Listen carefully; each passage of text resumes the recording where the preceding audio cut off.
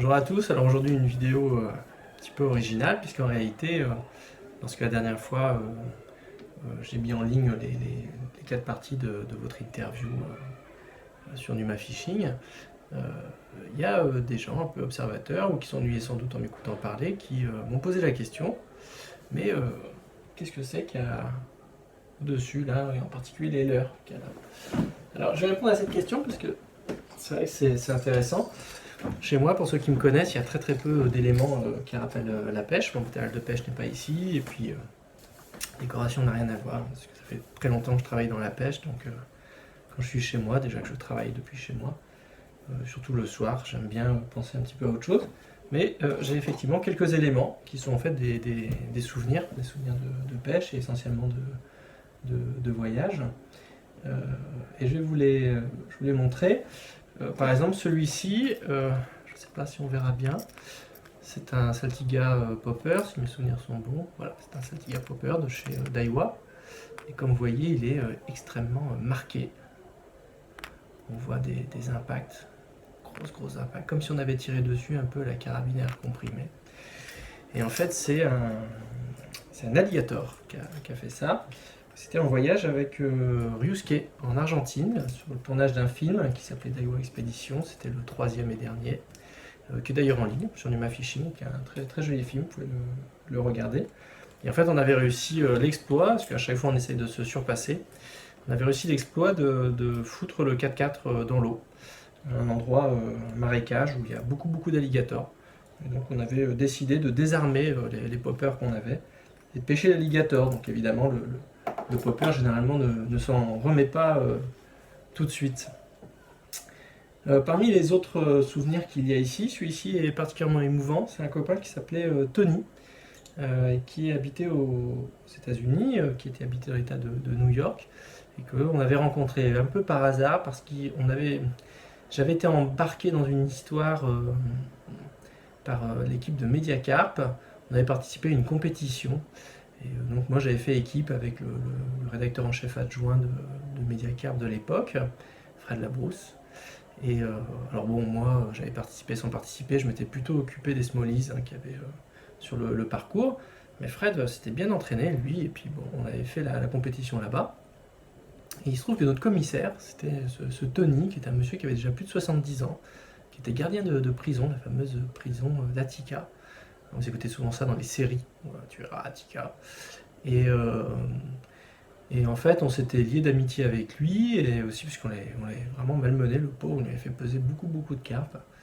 Et il était venu en France, et nous on était allés le voir aux États-Unis. En fait, j'étais retourné avec Greg, mon copain Greg Steph, et on avait fait un super voyage grâce à lui là-bas. Et il se trouve que Tony, qui est décédé depuis, donc c'est pour ça que je garde ça chez moi, qui a été emporté par un cancer, faisait aussi comme ça de la petite, je sais pas comment appeler ça, de l'ébénisterie amateur. Il faisait des petites choses comme par exemple des limes pour la pêche ou ce petit stylo, je sais même pas trop ce que c'est. Et il m'avait offert ça et je le garde, ça me fait beaucoup penser à lui. Alors parmi les autres choses que j'ai ici, j'ai 2 leurres. Ça c'est un Chuck Bug chez Storm. Alors, tout le monde connaît le Chuck Bug, c'est un très bon leurre et vous voyez comme il est esquinté. Et un petit peu plus confidentiel à Trarao. Et il se trouve que Trarao, pour la petite histoire, ça veut dire émara, mais en réalité c'est un rapport à une plus petite espèce d'émara qu'on va trouver un petit peu plus au sud en Amérique latine, par exemple au Brésil. Et j'avais amené ce leurre-là, ainsi que le Chuck Bug, en Guyane française, il y a la grande espèce d'émara, celle qui est 6 canons. Et j'étais parti avec Alban Choignet, que vous connaissez bien, puisque Alban Choignet a fait une très très belle carrière. Il a travaillé à Pacific Pêche Bercy il y a longtemps. Il a été distributeur de Florida Fields, donc avec pas mal de belles marques. Et vous savez qu'Alban d'ailleurs, en particulier, travaille aujourd'hui chez Berkeley, dont il est chef produit Europe, et qu'il est touché, comme les autres salariés français, par la fermeture du site de Marigné. Ce qui fait que Pure Fishing France, c'est-à-dire Mitchell, Berkeley, enfin tout un tas de très belles marques, Penn, vont perdre leur distribution française, seront pilotées depuis un autre pays, depuis les Pays-Bas je pense. Et donc il va se retrouver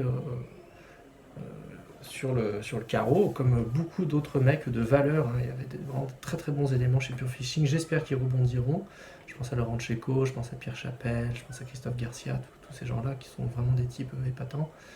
Et en tout cas, c'est une catastrophe. C'est vraiment une vraie catastrophe, puisque là, c'est vraiment l'expression la plus brutale du capital qui s'exprime sur une société qui était plus que rentable, parce que justement, l'injustice de tout ça, c'est que c'est des gars qui avaient fort bien travaillé, et c'est une très belle boutique, avec des très bons produits.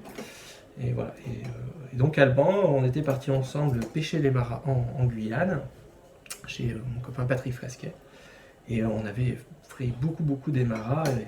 Et sur le traro en particulier, je l'avais gardé parce que, je pense qu'à l'image, ça se voit très peu, mais il y a des dents des maras qui sont restées plantées dedans. Voilà, j'espère qu'on voit.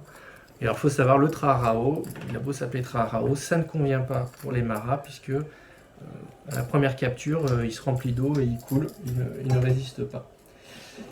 D'ailleurs, sur ce voyage-là, j'avais aussi ramené ceci, qui est un petit, vous savez, qui sert d'étui pénien pour les Amérindiens. Je trouve ça sympa, on avait trouvé ça sous un arbre.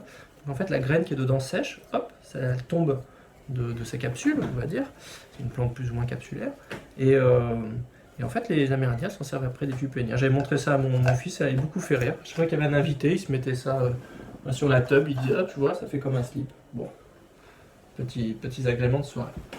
Et enfin, un dernier élément qu'on trouve dans ce petit gobelet en argent, c'est en fait une imitation de souris que fabriquent les Mongols, parce que je suis en Mongolie, avec un autre copain qui s'appelait Ronnie de Groot, qui est un néerlandais, comme son nom l'indique. Et en fait, c'est sympa, c'est des leurres que fabriquent en fait les Mongols, en fait, avec du cuir de chaussure. Et en fait, ils s'amusent à coller dessus des matières. Alors là, c'est pas du cuir de chaussure qu'ils ont pris, c'est une espèce de peau de je sais pas quoi, de chevreuil et tout ça, mais je l'ai déjà vu aussi avec du cuir de chaussure. Et en fait, ils balancent ça la nuit sur la berge d'en face et ils laissent simplement passer dans le courant comme ça. Et en fait, ça rappelle pour les taïmens, les fameux, vous savez, les gros huchons qu'on trouve là-bas, ça rappelle un peu les steppermouse, les écureuils terrestres qui traversent la nuit les rivières. Et le premier soir que le mec il a sorti ça, j'y croyais pas du tout. Il me fait un taimen d'1m20, plus de 20 kg, gigantesque, enfin vraiment un truc exceptionnel. Donc voilà, tout ça c'est des petits souvenirs de pêche. Et ça me rappelle que voilà, qu'il faut que je pense régulièrement, tiens, quel va être mon prochain voyage de pêche. J'espère que j'ai répondu à la question qu'on m'avait posée. Et puis je vous souhaite à tous évidemment de faire de très beaux voyages à votre tour, parce que j'ai conscience évidemment que j'ai eu beaucoup de chance de ce côté-là. Et puis je vous souhaite un bel été.